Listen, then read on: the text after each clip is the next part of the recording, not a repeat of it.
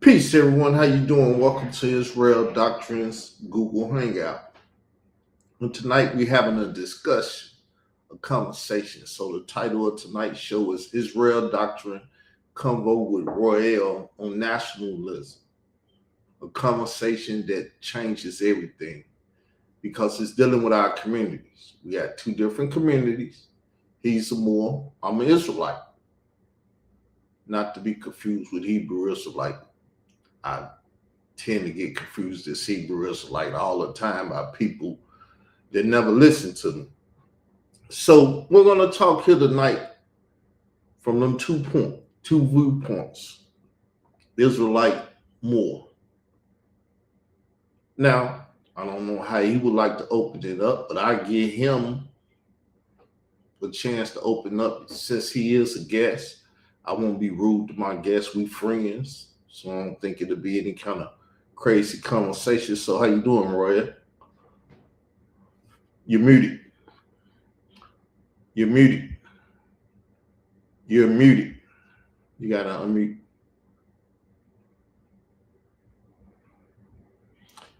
Woo! Him and technology. Him and technology, people.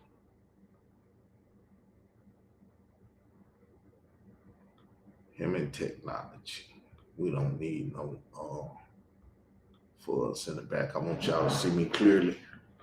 Wish my camera's not showing a great picture, but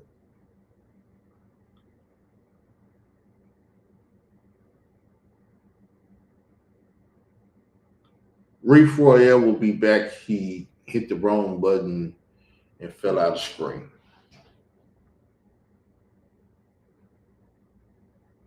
So I guess I'll start the conversation. He's back, y'all. He just bounced back. Yeah. All right, Mr. Technology, man. How you doing? How you doing, brother? Peace. Yeah. You see, we started it off right already. Excellent. Got to start it off right. Just happy to be here. The spirit got me here, so I'm gonna go with it. You know what I'm saying? Not too many people like talk to me in public, so you know, you're the only one that's consistently.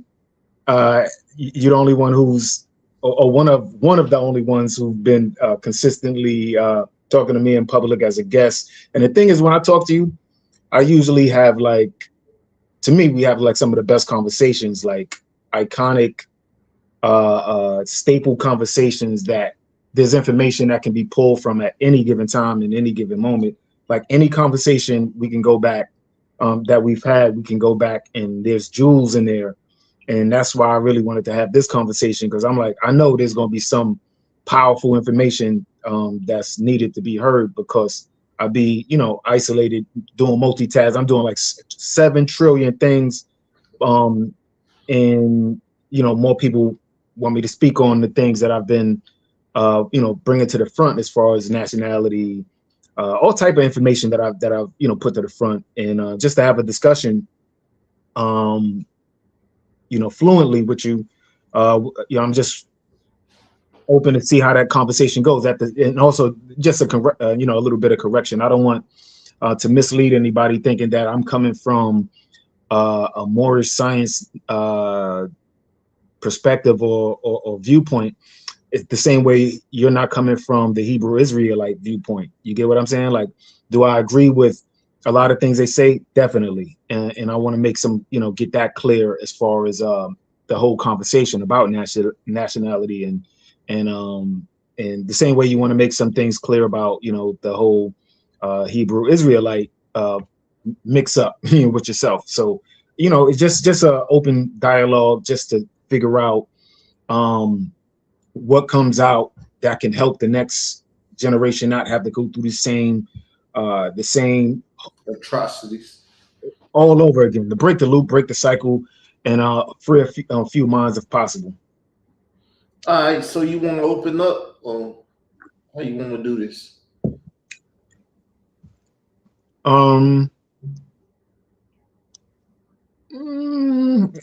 You're saying if I should go first, or are you saying should I start? Or?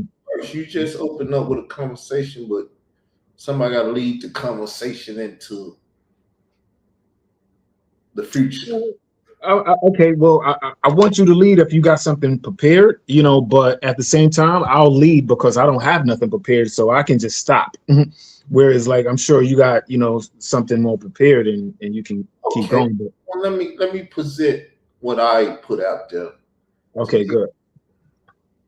So here we go. We'll start right here. All right. I have some written stuff, but I'm not a reader, so I will be going off the head and skipping over stuff. But a nationalist and nationalism, they go together. It's a person that advocates for national independence. Now, as he said, he's not coming from that paradigm, but a nationalist deals with the nation. Now, as a black people, we don't have a nationality, not one that's agreed upon. We all choose our nationality. I chose Israel, he chose more. But we're going to keep going. Or the promotion of a national code, a nation covenant, an interest above others. So my interest above his interest above my interest. So loyalty, cultural pride, self-determination, all this stuff is a part of how a nationalist move. So I grew up listening to black nationalism all my life. I don't like the term black.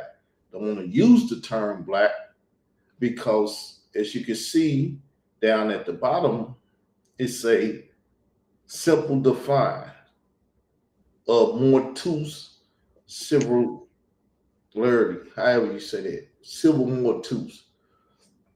So it's a Latin term meaning civil dead.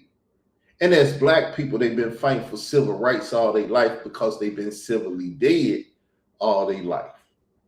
I believe he agreed with me on that. So though one is alive, they civilly dead. But humans are humans. I say human. I use that terminology. I don't use Neanderthal and all that other stuff. So that's where I'm coming from. I'm a nationalist. I deal with nationalism. I put Israelite before it to give you the nation that I'm dealing with, which brings about many different things economically, spiritually, this and that. So that's when I started off. I'm going to give up the mic now. Okay. So, just to highlight something that you basically was running down as far as the definitions or meanings of nationality and how we're going to approach the conversation, something that you mentioned, civilly dead. Civilly dead is really key to what we have to say moving forward, or what I have to say, and what I'm presenting as far as this whole conversation and the confusion with the whole nationality conversation. Now, nationality, what you know and what we've been presented, has been hijacked by corporatism. Now, corporatism is the UCC codes, the maritime law, and all of the conversations that you hear most of the Moors speak about, right? So when you see me speaking with a Taj Tariq or anybody else that you may disagree with me saying black, or us having a conversation about the word black, and that confusion comes in when it's like, you're not black and don't say black and this and that or whatever, because black means civilly dead. And why does that mean that? It means it in the corporate world because corporatism, the corpse is dead. That's key information to digest and put in the minds of the people. Now, anything and everything that is corporatized is considered dead because it's not real. You're real. Now, the people get real life mixed up with the corporate life, like the paper and the wording, but that's not real life. Real life is you as a man, woman, in a soul, spirit, uh, organic soul, right? So when you hear people say black and they're not black and they're not this and they're not that, all of that is filtered through a corporatized, uh, quote unquote, democracy, a corporatized republic. And what that did was with that whole Abraham Lincoln conversation and the amendments that shifted the Union and the Confederate conversation, where people would start calling themselves black, white, etc. When they was like, through the paperwork, we can do it. So we can continue on with slavery, but it'll only be done through, if they filter through this wording, through the 13th Amendment. So, you know, if you're locked up and you get caught into their system, then quote unquote, you're a slave again. So anything that's filtered through their paperwork becomes a part of their doctrine.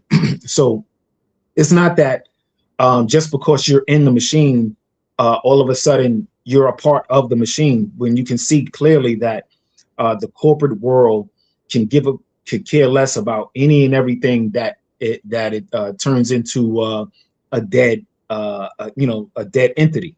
Like when you hear, you know, that person is a business. Yes, person, place, and thing are a part of the corporation. So when you change the name and when you change, the whole reason that religion gets tied into it is because what happens with religion, religions are able to move fluidly through the corporate world, but they still corporations. They still have tax IDs. They still are able, but they're able to move more fluent than people. So most of the elders, from the Noble Drew Ali's to whoever and every, just think any and every religion that you can imagine, what they realized was, if you create a religion, right, and it goes through these certain guidelines, you have a freedom that a normal person wouldn't have, right? So when you operating under the religious tax codes, there's a freedom that you have that, you know, some regular Joe may not have. So that's just the clarity of, that doesn't mean that, you know, what's said in the religion is real or not, because my whole perspective of everything is it's a scam, it's a hustle, right? Now, the spiritual part of it, I'm super tied to the spiritual part. Again, that's why I'm here. I'm here because I'm tied to the spiritual part. And I know for a fact that I've made miracles, I've created miracles, and I've seen miracles and been, you know, blessed by, you know, the karma, you know, the magic that you give out, you get back, right? So, so, you know, it's just something where I've been a witness to it. So I don't want to get people confused thinking that I'm attacking a religion. I'm just saying what it is. I'm just calling things for what they are. So when you hear, you know, something is civilly dead and this word and that word, two different worlds. When you walk into a courtroom, two different worlds. The language that you learned in school or the language that you speak in the street, when you walk into the courtroom, they're talking corporatism, legalese. That's the same language. So with the Moors in that conversation about what they're not and why they won't call themselves black, etc., the confusion is they're talking from the Black's Law Dictionary and all of these books that give the legalese definition for corporatism. Does that mean real life? No, because Ba, La, and Ka have been around before any corporation from the 1600s, 1700s, and 1800s. So that's as far back as most of our people go, is, you know, the 1600s to about the 1800s. And then not to mention how everything get remixed again in the early 1900s with the Rockefellers. So that remix on top of the other remix is why there's so much confusion. So again, that's just to open the conversation. Yes. Yes. Because I realized through my conversion into Israelite, which I believe I'm a physical, is what a spiritual Israelite. I've tried to prove it, but every time I go to prove it to someone, they throw some craziness in it, like they don't know what an Israelite is and what it takes to be an Israelite. Mm-hmm. And so I was just having a conversation on the show with this guy named Joe Green the other day, prove you're an Israelite. So the first thing I did, I went and showed that the Egyptians was melanated and the Israelites was melanated. That's how Moses passed. That's the grandson of the Egyptian. Mm-hmm.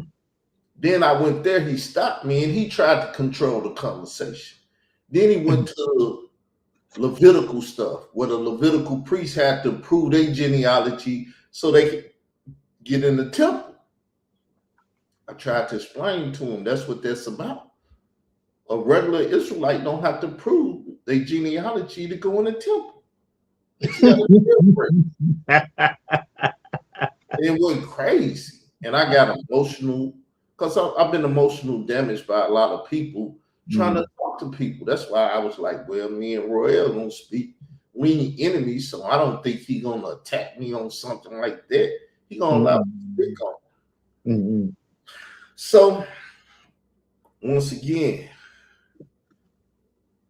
yeah, that is actually an important part of the conversation as well. That's an important part because right now, maybe you could bring some clarity to me, because is really, I love how you said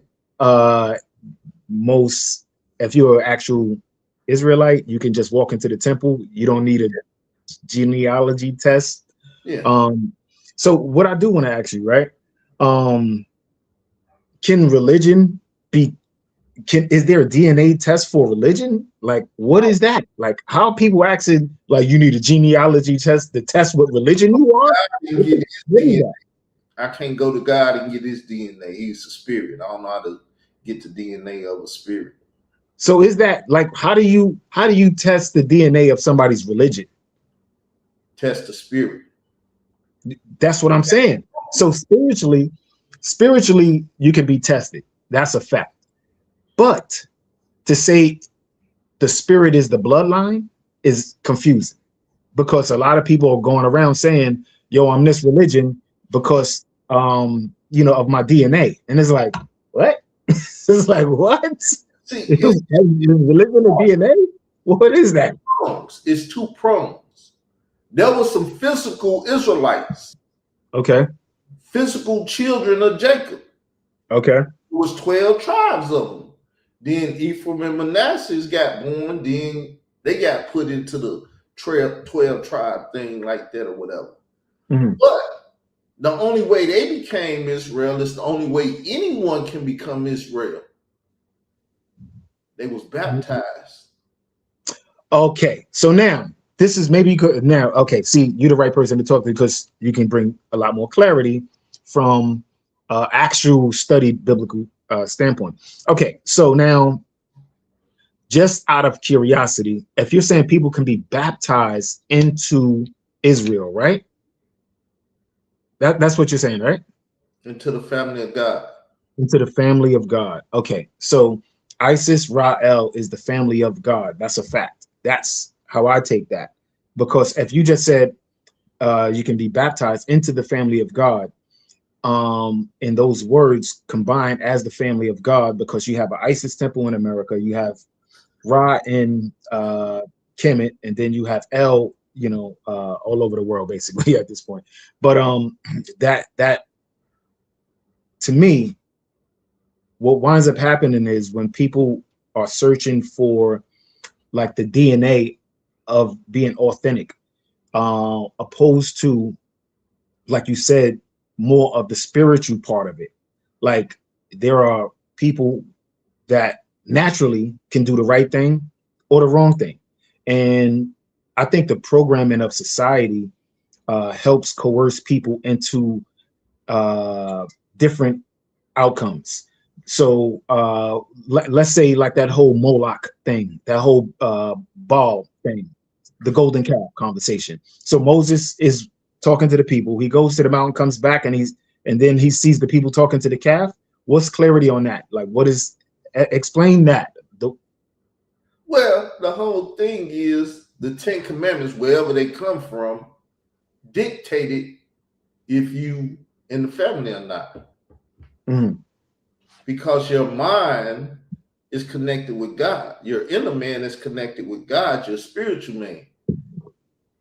And when you start worshiping another deity, comes a disconnection. Because God told him, don't make no other God. Don't do this. Don't do that. I'm jealous. I get you. But yet people did that. And it showed, like you said, the fruits. Your fruits show what tree you come from. See, I've been a madman for 8 years. People couldn't tell where I was coming from because my mother was attacked, which is hip hop now. 50 Cent and the Harrises, they going at it, playing the game. People playing with people mamas. So 8 years ago, my mother was attacked, and it blew my mind because I seen my mother die. I've never seen a person die. And I was out here in public acting out, and they couldn't comprehend it. Because once again, I was asking people to interview me, and people was afraid of real conversation. I asked you, you interviewed me, we talked about it. We talked about it the before period, before it started happening. So, you know, the fruits are how you tell who's who. Tell the tree by the fruit is bear. If it's nice, it's a nice tree. If it's bad fruit, it's a bad tree. So this how I would deal with my national identity and nationalism. We got to bear good fruit. And a lot of people don't bear good fruit in the Black community, in this community, because of how they've been raised in white churches and white doctrine and white supremacy and all of that, which is only come back with Black supremacy and Black this and Black that, and because religion and different stuff is also corporate stuff.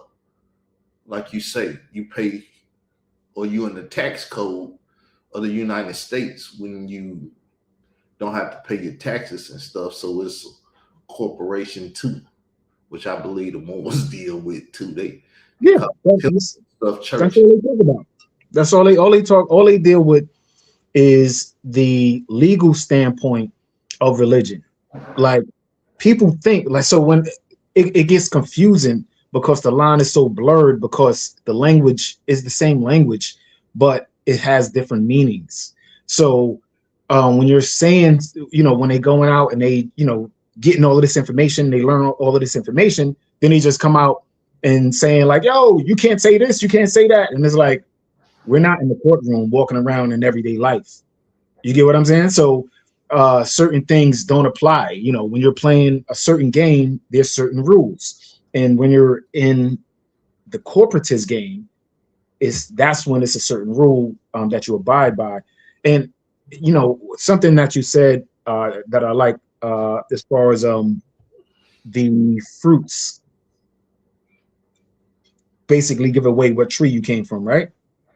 The fruits you bear or something like that. So the only thing, like you said, is that the environment is so toxic. So even if you was trying to, you know, produce apples or oranges or whatever the case is, what winds up happening is the environment is so, between the chemtrails and the sprays and the damn, all of that, you know, genetically, a lot of the fruits are genetically modified.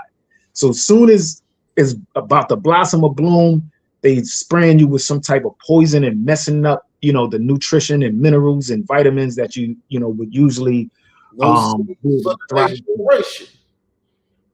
What's that? No seeds in the fruit to produce more fruit. So in turn, the fruits are coming from the chemical plant. And now you see on Congress where they're admitting, yeah, we've been poisoning your fruit, poisoning your food, poisoning your water, you know, et cetera, et cetera. So that's the only reason why, as far as the youth and this conversation can happen, and it's so important, because it just hoping to break the cycle nonsense that we been under for so long, and it keep going on. And it's like, if you know we already doing bad, don't jump in, make things worse. You get what I'm saying? Kills. Misinformation kills. So, like, I can't even talk to a Hebrew Israelite about baptism. I tried to Rawyal them. They don't. What's the saying for baptism? What does that mean? Like, to be baptized? What is that exactly? Break that down. System. There's baptism to repentance, which it goes on in the head between you and God, but you have to get in the water and do a physical baptism because it's like an initiation system.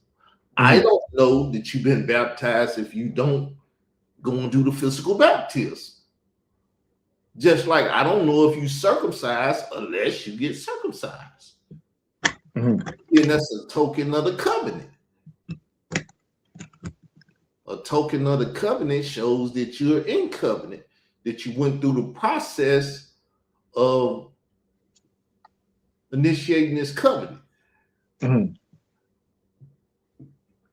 So repentance unto baptism is what the water baptism is. And after you go through the water, then you're initiated into the God family, and Jesus will do the spiritual baptism.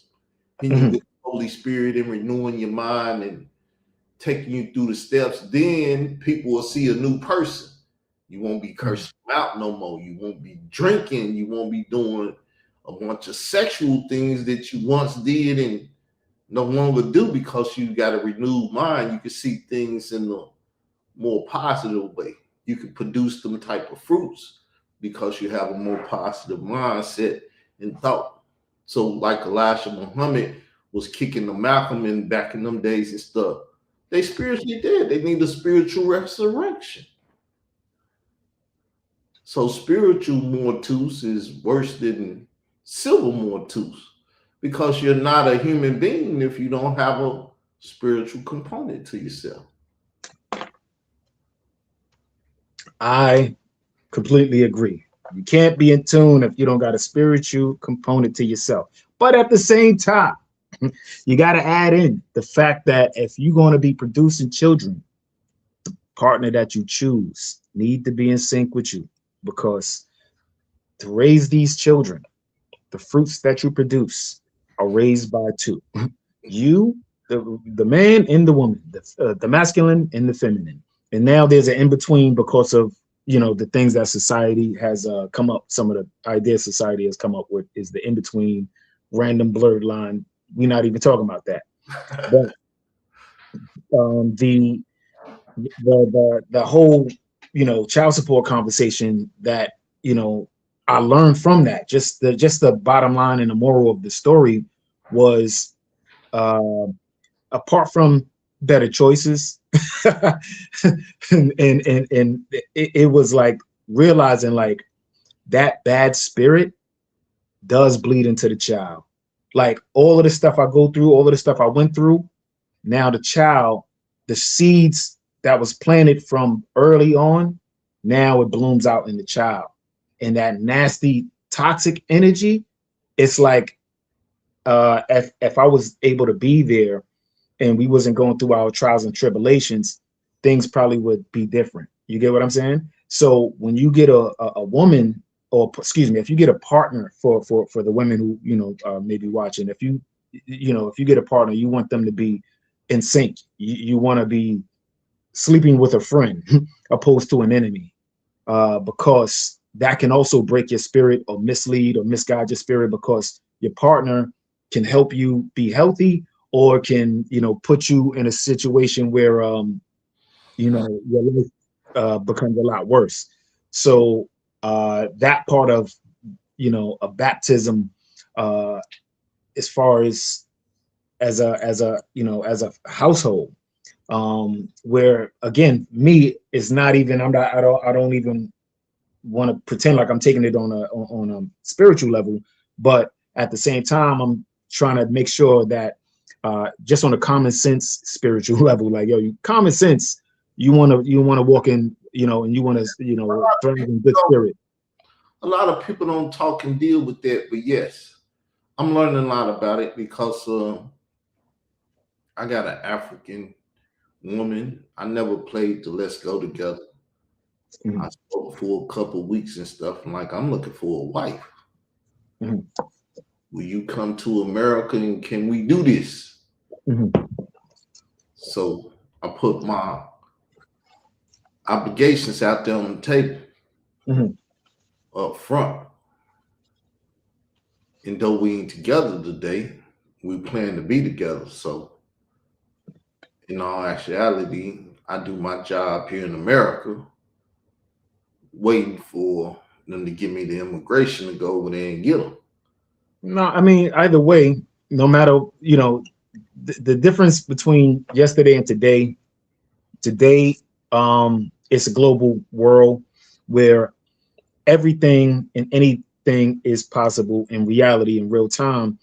Whereas before, it just was a lot harder to communicate with long distance, etc. So now it's like you have a supercomputer, that can keep you up to speed with everything around the world at the, instantly. So, Yeah. I would, It's yeah. allowing me to take my headship because I speak to her daily. No, I'm wishing you well with it, but I definitely, I definitely know that, it'll work, it'll work in your favor, as long as you have patience, because the world is crazy, man. The world is crazy. Like, you see a lot is going on.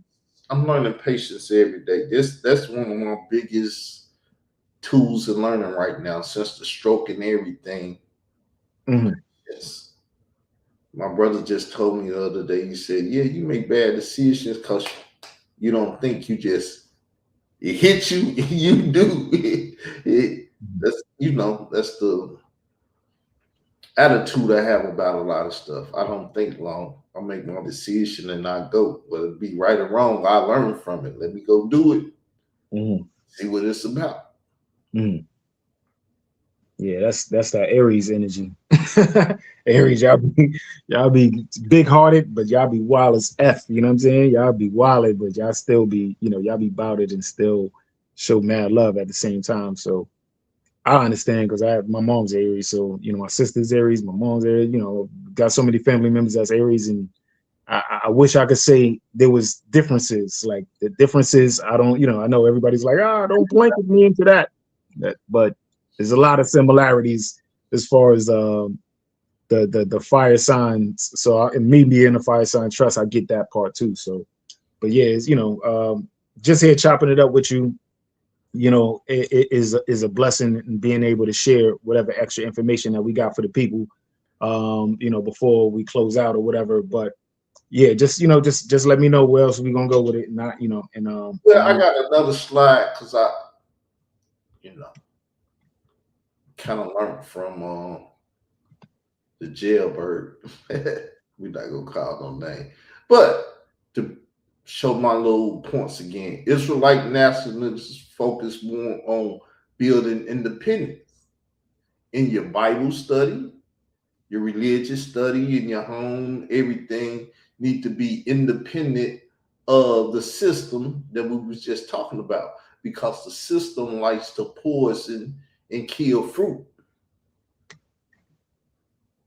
whether alongside, separately, from any system, God's system only. That's how Israelite nationalists look at it. You may not know any Israelite nationalists outside of me, because most Israelites claim that they Hebrew Israelite, which is a very false narrative. Mhm. So Israelite nationalists say Israel people must control what affects Israel people. Israelites got to control what affects us spiritually, physically, all this stuff. Because we living in this world, and as he said, it's a corporate world. You have a corporate entity and stuff. You get called into court, all kind of stuff. So you got to deal with this world on a physical as well as a spiritual basis. So all those things control us, you know. I don't have no problem with no religious views. I just advocate my religious views. Then human rights, not just civil rights. Like I said, to be a human, you got to have a spiritual part too, because it say God created Adam from the dust of the ground and breathed into him the breath of life. And when he did that, man became a living soul, not a soul in you, this, that, or that. You became a living soul. That's something the world don't understand. So later in my life, because early in my life I didn't have these thoughts, Carl Albert expanded the Israelite nationalists into a global human rights struggle. Where I get that from? I got it from Malcolm X. Because Malcolm X was the first man that I ever heard to say, we are the children of Israel. We are the lost sheep. We this, we that, before I got to it today. But go ahead, I seen your finger pop. No, I was just that was. I'm very observant. Okay, yeah. No, So, that's dope. Yeah, I'm listening. so an Israelite American, because I am an American and I am an Israelite. So I'm an Israelite American. Anti-colonialism is my stance on life. I learned about colonialism movements in Africa, Asia, and Caribbeans and all of that. So Carl Albert formed Israelite nationalism as a political control of an Israelite community, economic independence, because as he say, I created a church. It's called the Israel of God, the mixed multitude, the church. And we ain't 501c3, but yet we still tax free. To move through the system better than the average person can. You got to be able to move through the system. You got to be independent of the system, though. That's why we ain't a 501c3. So cultural self-acknowledgement, we acknowledge ourselves as Israelites, spiritually more than physically. I just spoke to my physical brothers, and they like, what tribe you with? I said, I'm a nationalist. And I move as the nation moves. And I do the spiritual thing more than the physical, because I'd have been baptized. I went through the first steps of recovery. I repented from my old ways, so you can bring up what I did in California when I was young and stuff.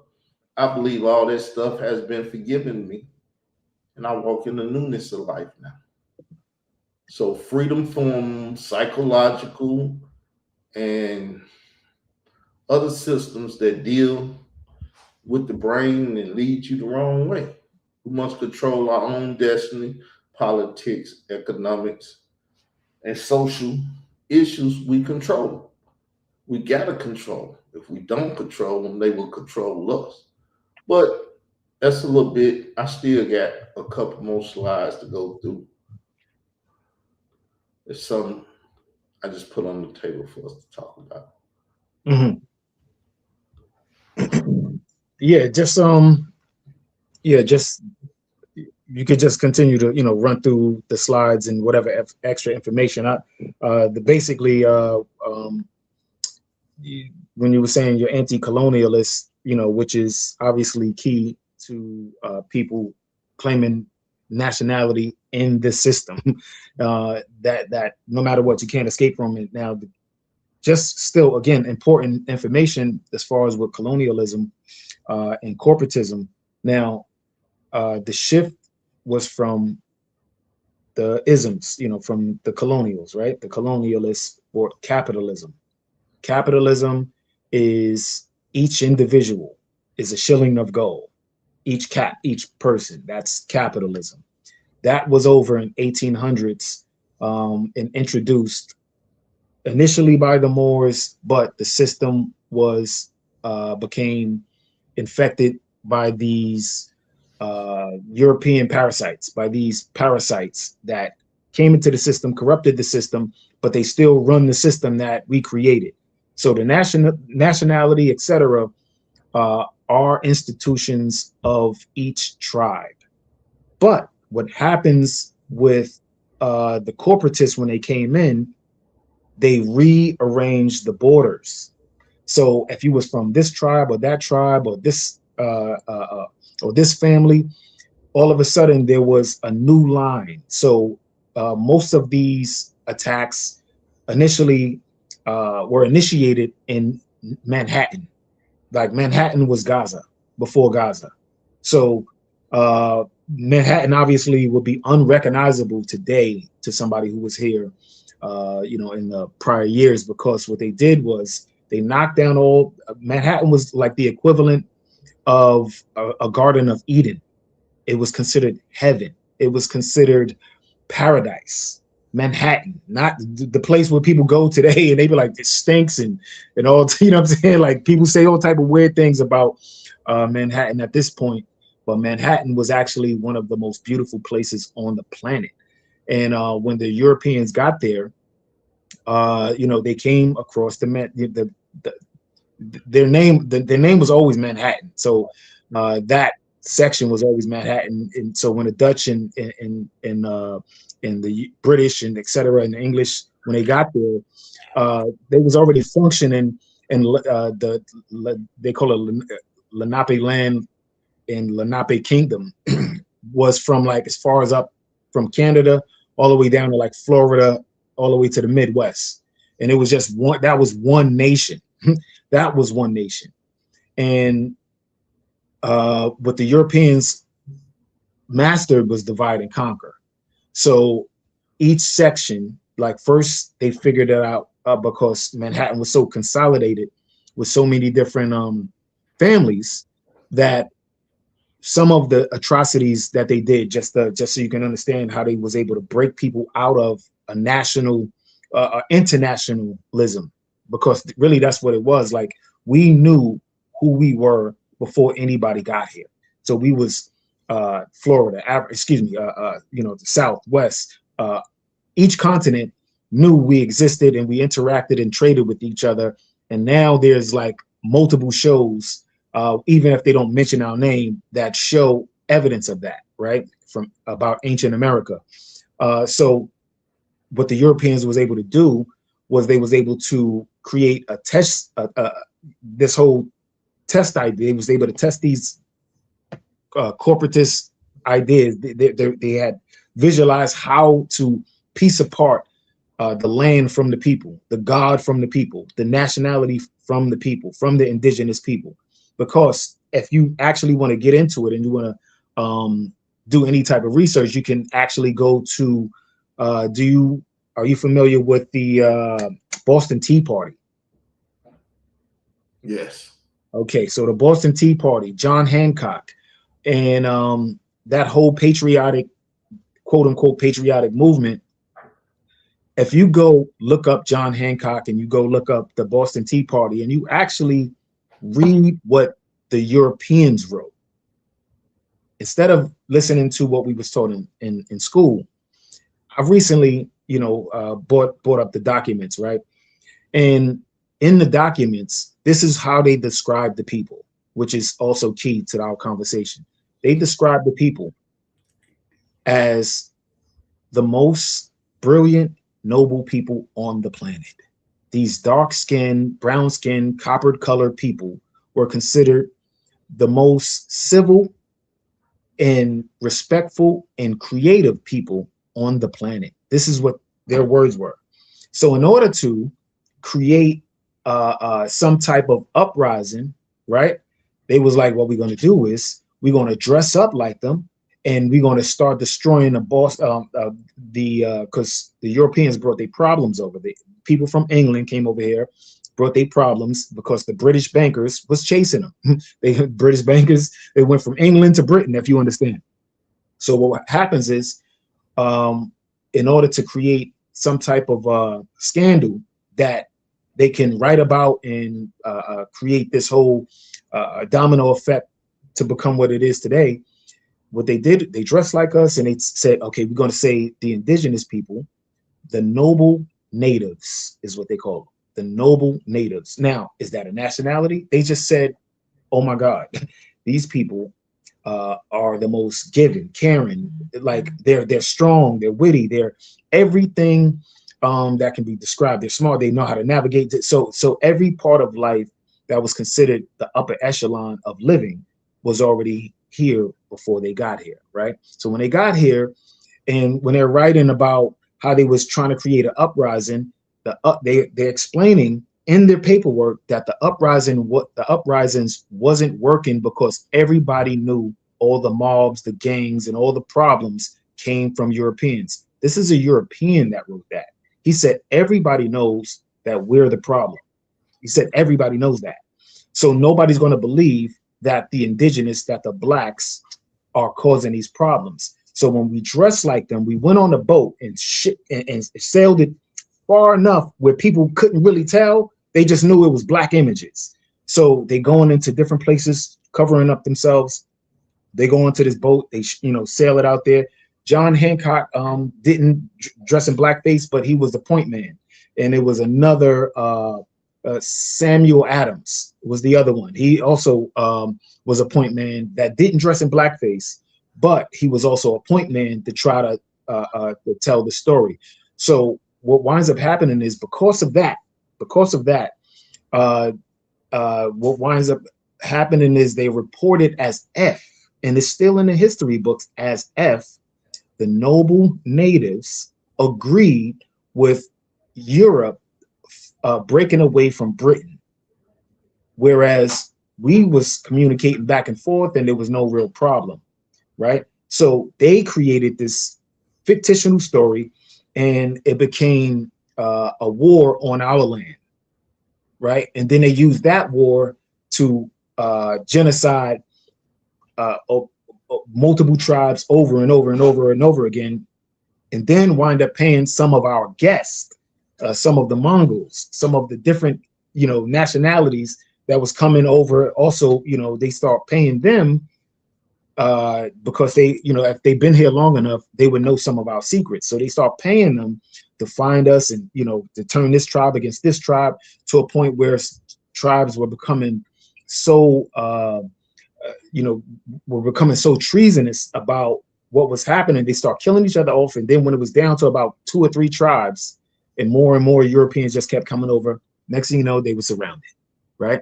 So, and the maker of the Great Seal, the designer, the redesigner, because all they did, they just taken all that information, they just remix it. So he's like, he wanted to tell the truth, whether it was about George Washington and just everything that was going on. He was like, yo, all the history is a lie. Everything that we learned is a lie. He wanted to explain. He was like, why don't you write a book? And he was like, I don't want to mess up the dream. Like, so we could have had the truth a long time ago. Now, between artificial intelligence and everything that's available, as far as the documents that are finally, being exposed on the internet, where we don't have to wait for an encyclopedia.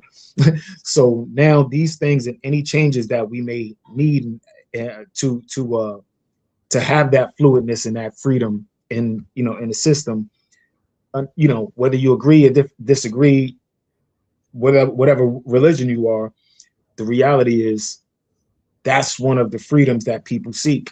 They take that route because that's what it is. But I don't want to confuse that again with reality.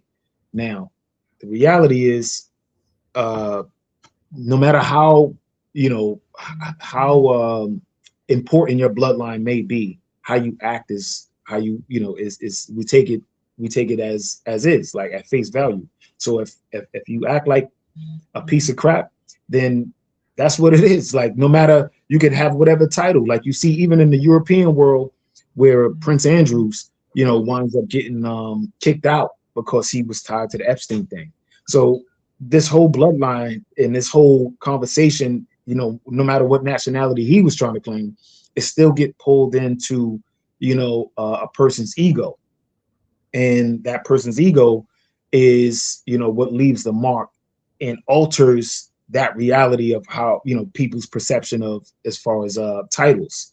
So again, I agree, that on a spiritual level and on a, on a the concept of freeing us from so much oppression, we come up with different ideas. Like we come up with like, yo, let's do this, and could probably help us. I'm with it, and that's why I want to hear you out, and I want to hear the rest of your ideas. Because a couple years ago, I was going with Black intelligentsia, Mhm. and I was looking at all the spiritual components in the Black community as Black intelligentsia. It was Black people against white supremacy. Mhm. Black supremacy, basically. I never used the term, but that's how I seen it, because our spiritual systems against a spiritual system. Like people argue and fight today, was Jesus black? And I was like, if he the father of anything, which he is the father of, who's the mother and father of the world? Mhm. Melanated people. You can't even get other people out of just European people. You're just gonna get European so-called white people. Mhm. That's facts. So, it's just it's common knowledge, which a lot of people don't have these days. It's not common, Ebonics. It's an ebony phonics. It's a way of speaking. It's a way of thinking, because your speech comes from your thoughts. Your tongue just reflects them. So, slang and ebonics is same thing. How we speak and talk, and then, as my friend like to say, it's dialects. You from New Orleans, you're gonna say, hey baby, and it's the way you're gonna speak. From Chicago, you're gonna use a lot of Joe this and that. New York, they got their slang. Atlanta, phonics, ebony phonics and stuff. So Mhm. it was a good conversation. Yeah, I mean that the even the language, whether it's Ebonics or whatever the case is coded language to be able to say something in front of The an enemy. oppressor. Exactly. So in front of the enemy, the oppressor, whoever, like you want to be able to have, the freedom to express yourself and be understood by the people who need to be, who need to, you need to communicate with. So a lot of times it was people that we know, whether they was black, whether they was white, whether they was this, whether they was that. And in certain tribes, in certain sections of the world, it was different type of people. So that's why the slang is a little different. Like we got to say this over here because you know what I mean, what I'm saying when I'm from the bayou, but when I'm up top, the mountains and all of this, the language is a little different. So,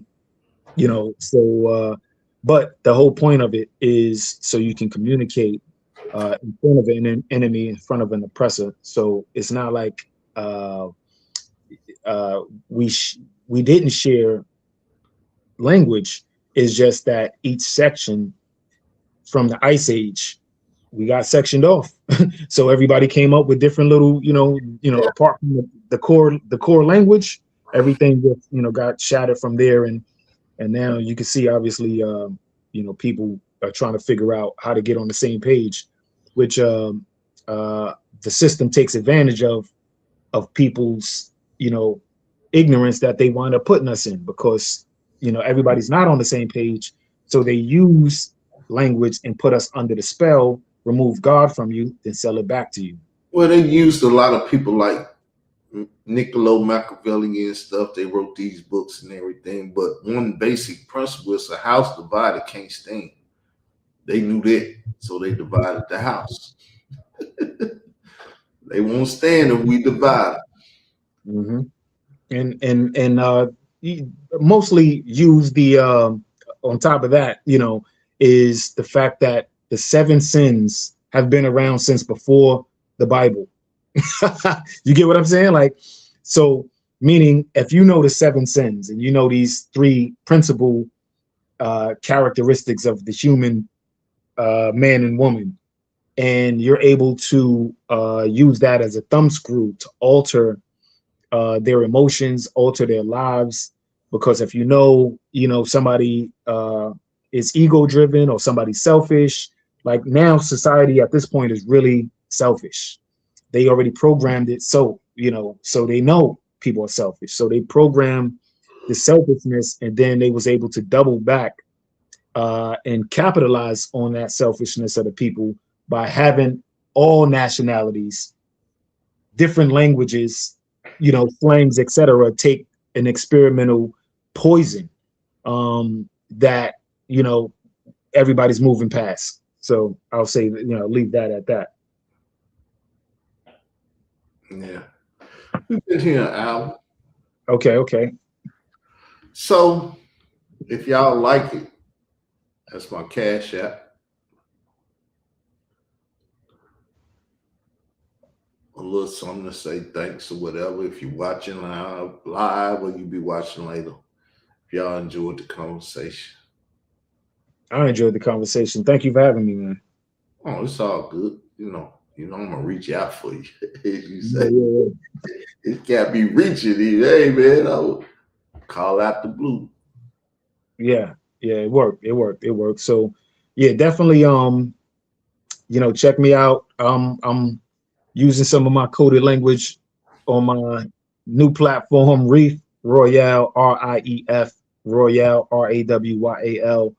On the YouTubes, the Apples, the Spotify, because with these videos, as I'm reloading clips and I put some of these clips up, I want to be able to put music with it and keep it entertaining, etc. So I create the soundtracks for some of these conversations, and because sometimes you just need that beat, to get you through. And the new page is definitely about it's definitely on its way, because I already got 11 in. I already got 11 songs over there, and it's not like I'm taking down any of the other stuff that I'm doing. I'm just building up a new IP. I'm in a crazy lawsuit right now, defending creative work and creative freedom, against the majors in a major way. You can check out all of that information on Rolling Stone, Complex Magazine, Hot 97, No Jumper. All of these different platforms are basically talking about what I'm going through right now, dealing with these people. And because they know I'm one of the free thinkers that's in the front, that's been the hidden hand of the culture. And how many times have I been right? So that's really what we should go off of. I'm not out of nowhere without a resume. I got a resume. A lot of these guys come out of nowhere, no resume, and they're put in front of you, and they wind up misleading the children, from all of these challenges, from all of these different platforms with the propaganda. They know how to mislead and alter people's emotions and the way they move. And because if you had adults pouring water on each other, so just imagine what they're doing to the children. And now with the AI and the technology, you can't really tell what's real. All you know is a story. And again, the major headline right now is all of these churches, colleges, etc., are all responsible for ushering people into an experiment, and then come to find out they're all in these files tied to some whole other so again, to help navigate through that nonsense, of this sick world or this sick situation, this sick system that because the system is pretty sick, is with the parasites.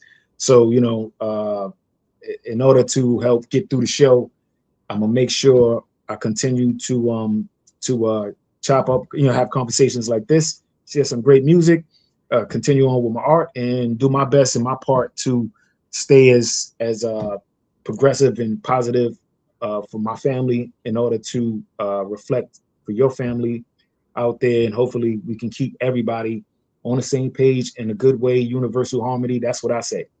Peace. All right, y'all. That's the conversation we spent the hour with y'all. Like I said, if you appreciate it, Israel Doctrine MVP. That's the cash app. Outside of that, don't forget to hit the notification bell that you may be notified the next time we do something. And we may be back with a similar conversation later. But I am reaching out to people. People just, I guess they know the old me. They don't know the new me. So they like, nah, I ain't mess with you. You'll curse me out. Which I had no problem doing that months back. But I didn't change. I'm a changed man. So Redemption. What you think about redemption? Say, what's your words of redemption? I think everybody, but you see what you see with the Jesse Jackson thing. I know we closing it out. I'm just curious, like I know he was religious or whatever, and people, I know he got caught up in multiple levels of conspiracies from our elders who would say things about him. But I find it important to feel like redemption is real, no matter what religion, etc. I think redemption has to be considered after all the work is put in. Like a lot of work was put in to redeem some of our old spirits, or some of our old demons that we were programmed and acting out. So I think it's fair that the men and women that put in the work to clean up their karma can say that, I'm redeemed and this is what it is. yeah, well, that's been most of my life. When I turned 19, people will say religion. I turned religious. So a good majority of my life, I was a demon. I don't live past that time frame. I'll be 50 next year. So 1950, 30 years I've been living this current life. Almost 10 of those cursing people out and doing stuff. My mother was attacked. People didn't realize how much I love my mother, and to see your mother die in your hands, in your face, that's something most people never lived through. I lived through that. And I was mentally up. I'm not gonna lie, yo. I didn't even understand, the power of mom. You know what I mean? Like, so when it's not your mom, most people be like, whatever. But if you have a real connection to your mother, or to a parent, and like you said, like that moment right there, I'm sure, Because I don't talk about your life. the Harris and stuff, this and that, but them guys say, hey, hold up, y'all. Just playing with my mama. Go dig your own stuff, this and that. And then You talking about homie? yeah. So you gotta realize, cause see, I was there when Pac did to hit him up. That changed the culture forever. And they just changed the culture again with this whole beef thing. However it got started, why it got started, this, that, and the other. But see, like he said, he got a resume. I got a resume. I can tell you all that stuff was based off of what happened to me. They like recreating things. And a lot of stuff that I did has been recreated out here in these YouTube streets. Because they're my streets and people on my streets. I control my community. I'm Israelite nationalist. But a lot of people want my political position. A lot of Hebrew Israelites wanted it when I first was out here. They all attacked me. But I was never part of the Hebrew war machine, which is done by the government. Just go watch the cartoons. What was the war machine? Iron Man, the war machine. What he's a part of? You can't answer.